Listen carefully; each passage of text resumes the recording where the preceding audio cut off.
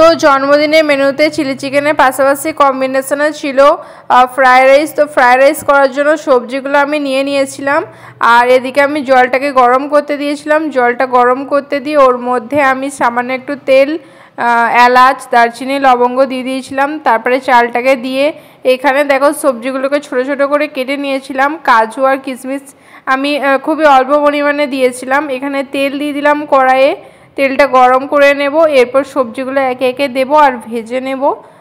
অনেকে fried rice করার জন্য ঘি ইউজ করে, বাট আমি এখানে কোনো ঘি ইউজ করব না। আর আমার ক্যামেরাম্যান কোনো জায়গায় সুস্থির থাকতে পারে না, একবার ডান দিকে একবার বাদিক করছে, এর জন্য আমার ভিডিওর এরকম অবস্থা। এরপর দেখো ছোট ছোট করে আমি বিনস কুচিয়ে রেখেছিলাম, সেটা আমি এখন কড়াইয়ে দিয়ে দিচ্ছি। এরপরে এক খাবলা গাজরও আমি দিয়ে দিলাম। যদিও আমার সবজি খেতে এত ভালো লাগে না, তাও কি আর করা যাবে, ফ্রায়েড রাইস যখন করছি তখন সবজি তো একটু দিতেই হবে।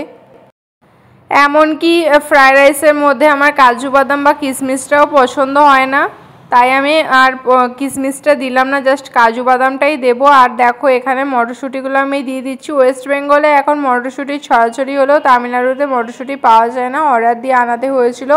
আর এরপর দেখো আমি এখানে অল্প করে নুন দিয়ে দিলাম, সবজিগুলো তাতে তাড়াতাড়ি ভাজা হবে। এরপর আমি রাইসটা অ্যাড করে দিয়েছিলাম, দেখো রাইসটা কতটা ঝুরঝুরে হয়েছে। এরপর আমি সবজির সাথে মিক্স করে নিয়েছিলাম রাইসটা, আর এরপরে অল্প চিনি দিয়ে দিয়েছিলাম। খুব বেশি আমি চিনি ইউজ করি না, বিকজ আমার খুব বেশি মিষ্টি ভালো লাগে না ফ্রায়েড রাইসটা। আর এখানে দেখো গোলমরিচের গুঁড়ো দিয়ে দিলাম। গোলমরিচের গুঁড়োটা দেওয়ার জন্য একটা সুন্দর ফ্লেভার আসবে আর টেস্টটাও অনেক বেটার হবে। তারপরে সমস্তটাকে মিক্স করে নিলাম। দেখো কতটা ঝুরঝুরে হয়েছে। আর ক্যামেরাম্যানের কথা তো এখানে আমি বাদই দিলাম, সে কখনো 1 কিলোমিটার দূর থেকে ভিডিও ক্যাপচার করছে, আবার কখনো ক্যামেরাটা নিয়ে কড়াইয়ের মধ্যে ঢুকে যাচ্ছে, কি আর করি। তো দেখো এখানে ফ্রায়েড রাইসটা আমার কমপ্লিট হয়ে গেছে। এরপরে বানিয়েছিলাম পায়েস। লিকুইড দুধের মধ্যে একটুখানি আমি আমুল দুধ অ্যাড করেছিলাম। এখানে তো আর খেজুর গুড় পাওয়া যাবে না, নাহলে একটু খেজুর গুঁড়ো অ্যাড করতাম। দেখো খুব সুন্দর হয়েছিল যদিও পায়েসটা। আর তারপরে আমি এখানে বানিয়েছিলাম নানপুরি।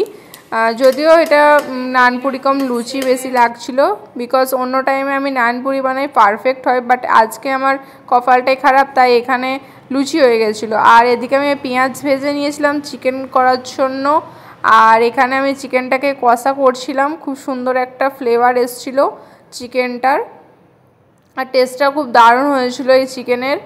কালারটা দেখো কত সুন্দর হচ্ছিল। আর এই ছিল আমার বার্থডের মেনু। তো চলো টাটা।